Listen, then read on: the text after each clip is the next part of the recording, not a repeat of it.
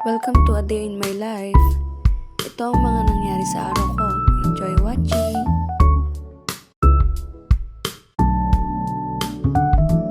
Siyempre, unang-una sa lahat, bago pumasok sa room, need mo munang tingnan kung ano ang dapat mong gawin.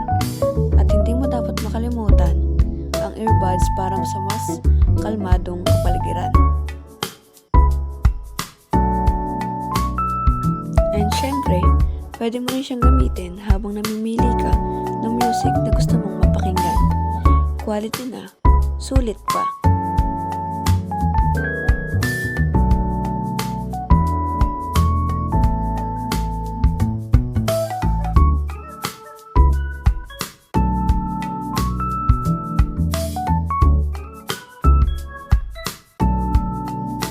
At syempre, hindi mo mawawala dyan yung habang natutulog ka.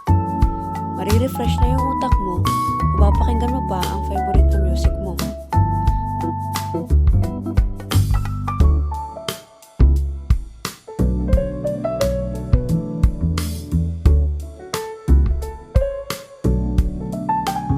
Hindi rin siya mahirap ilagay sa bag kasi maliit lang to.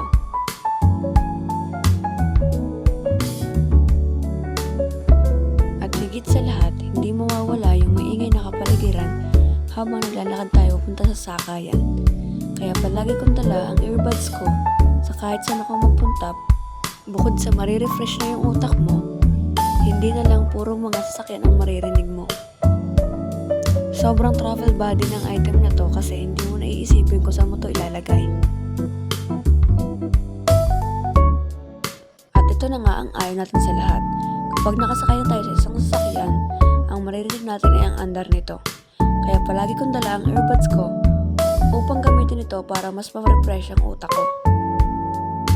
At yun na nga, bukod sa travel body siya, hindi rin siya mahirap hawakan kasi maliit na bagay nga lang to. At ito ang kapirasong detalye ng item.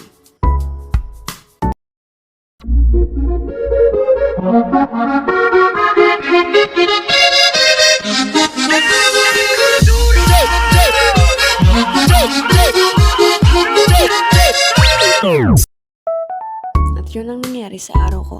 Thank you for watching!